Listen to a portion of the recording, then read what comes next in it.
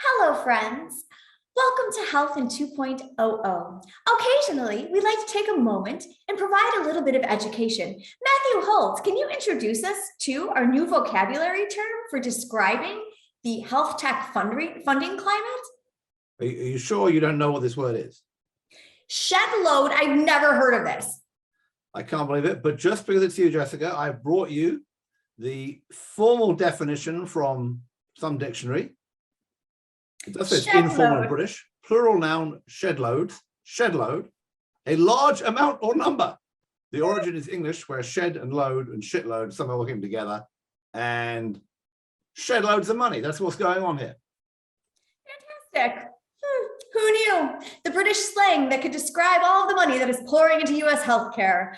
Only on Health in 2.00, the October 14th episode.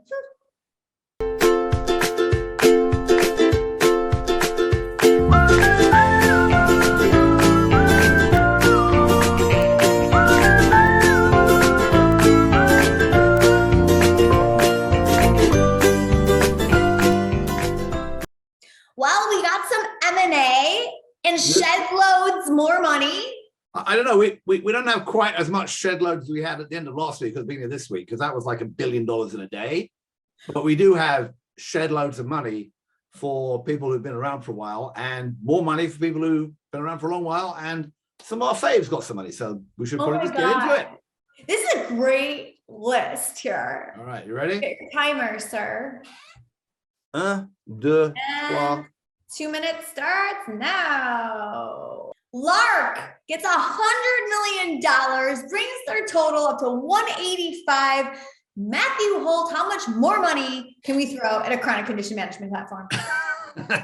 Unlimited amounts of money is chronic condition management. Lark is very special, founded by Julia Hugh. It's always been robot only, right? It's an AI bot. They work with 23andMe and others, but basically now they have Anthem on the hook to do stuff and a bunch of other health plans. It's all around, can you make tools that are AI bots get people to change their behavior? And it looks like they're doing well. Julia Hugh launched at a Health 2.0, I think back in 2012, 2011. Great stuff. We're looking forward to seeing her do it well. All right, Current Health, here's my M&A. They get acquired by Best Buy. I don't want to hear about your refrigerator delivery. Tell me something else. Best Buy continues to do its new thing. They bought Great Call. Now they bought Current Health, Scottish-based remote patient monitoring. Just raised some money earlier this year to come to the US, and is doing pretty well. Founded by a dropout from Dundee University Medical School who left in 2016. So well on them. The Scots are coming. Braveheart and all that. Yes. TrialSpark, they get $156 million. I love their business model. Tell us. Yeah. They were doing clinical trial software, and now they're going to start doing their own drugs through that. So becoming a sort of drug development company. Good luck to them. All right, what about Twin Health? They get $140 million, brings their total up to 183. A lot of clever people in this. This is one of those things where they're trying to create a digital twin so they can run clinical trials in silico rather than in vivo, as they call it. Concentrating on diabetes, I have no clue as to whether this is going to work or not, but sounds very clever. But it's one of those sort of deep water technical data plays to sell to drug companies. I love those. How about Oshi Health? Virtual care GI, lots of star-studded investors in this one. I understand you consulted for them briefly. Tell us the dirt. Yeah, the dirt is, that's the 2 minutes. The dirt is that Takeda, this came out of Takeda, who is in their A round somehow. It's a $23 million A, yeah. Rammed down on their cap table because they got like a massive seed fund from Takeda, which got spent mostly by a large consulting company with a city in its name to build like a consumer thing for GI, right? For IBD and IBS, it's a bunch of them. And then a new management team came in to take a look at this and realized that they really weren't getting anywhere. And instead they wanted to build a virtual clinic. So they're going to build an end-to-end virtual clinic for GI and try and go sell it to employers. And it's taken them a while to get that going, a while, but they've now got there, and it looks like they're really going to kick it off. Flair's in this, Bessemer, bunch of, as well as, who did you say Jonathan Bush is in this? Jonathan Bush is in this? And this is interesting to me. CEO of Headspace/Ginger, Russell Glass. And if you think about IBS, IBD, and the mental health connections there. Oh, you're making far too much fuss about that. No, I love doing that. All right. Okay, but I mean, so it's yet another example of, can we have just a clinic just for your IBD, IBS, and GI gut health? I mean, the answer is probably, people are going to do that. So it's yet more specialization, and I think 23 million sounds like a lot of money, but if they're going to build it out in that space, it probably isn't that much. But it's yet another of these attempts to say, can we specialize and build out a specialty clinic that is going to take care of people? I think a lot of people with IBS or IBD, that is their main complaint, and they probably start and end there. So it probably makes a lot of sense to do that. And if you can do a lot of it online, do some medication, bit of mental health, bit of whatever. I don't know how much they have to go into a physical place. That's TBD, IBD, TBD, whatever. That was my joke. Hey, that Amwell webinar that I moderated a couple weeks ago, or last week, I think it was, where they went through survey results about what health plans and healthcare providers are investing in moving forward. Specialty care was like number 2 on the list for health systems for investing in moving forward. So I think that's interesting that like we're starting to see that even too. By the way, there was did we do? Oh yes, we. I was going to say we did more M&A, which is the Virgin Pulse buying Well talk last week. But there is a lot of sort of stuff in motion. And it wouldn't surprise me. There's a whole bunch of different people in GI, right? And IBD, a lot of small companies in that space. Wouldn't surprise me to see a lot of those sort of being sucked up, because if that's an area they're going to, them, Amwell didn't buy one yet, Teladoc didn't buy one yet.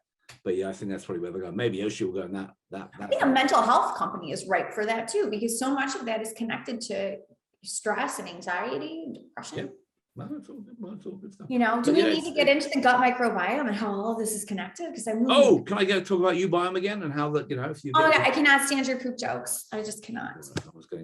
By the way, the microbiome stuff, so I don't believe it's that great, but Bercy Nesco did a chart that's floating on the internet where he put all the digital health technologies he's ever heard of and a bunch of others that he hadn't heard of, or I hadn't heard of, on the Gartner hype cycle. And he had microbiome stuff as coming down from hype into reality. So your friends at day 2 are doing. My friends at day 2 stuff, right? They just recently raised money, and they have actually the largest gut microbiome database when it comes to what happens when your body digests different types of foods.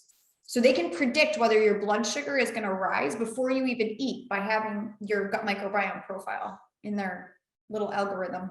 I can guarantee you that my blood sugar will rise when I eat, because I only eat sugar. No, it depends. Certain things spike certain people and certain things don't. Or the combinations of food matter. It's really interesting. Every time I told a joke today, you haven't found it funny. You haven't even noticed. You haven't noticed that I haven't found your jokes funny for a longer period than just today. Speaking of not noticing. Oh my God. All right. I think we should leave. And are we going to do another one this week? We have got to. We are sitting on top of money. There's more news out of Scotland we should address coming out of Big Health. Oh, we could mention that anyway. Yeah, Big Health has sold their Daylight, which is their depression one, and Sleepio, which is their sleep anxiety and insomnia. Anybody in Scotland, I'm going to become Scottish just to please Ian Morrison. This is a huge deal. It's the first time DTXs for those 2 types of disease areas have been rolled out nationwide. That's huge. That's an exciting precedent, I think, for that space. I know how much you love DTX, but I think that's pretty cool. A, that, and B, is Scotland really a country?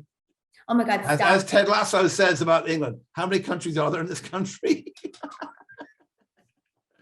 All right. Send your hate mail too. No. I'm okay. I'm now a fervent Scottish nationalist, because since the UK left the EU, when the Scots become independent, they'll go back in the EU, and I will try to get a Scottish passport. I will be claiming I'm Ian Morrison's son to get one. Oh, perfect. I'm sure he'll love that. Of course he will. Of course he will. Always recruiting those Scots. All right. We'll keep getting us out of here. I keep trying. Please. More about Scottish nationalism, the microbiome, and all the other exciting things happening in the world of Matthew Holt. Please follow along with him over there on Twitter at BoltyBoy. I am far less exciting and at Jess Damasa. And to keep up with us, sign up for our email newsletter over there at thehealthcareblog.com. You get all of these cute little Health in 2.0's, my WTF Health interviews, and the best of the blogs delivered directly into your inbox over the weekend. Mr. Holt, one more of these and then we go to health. Let's do it. Looking forward to seeing you there. Bye.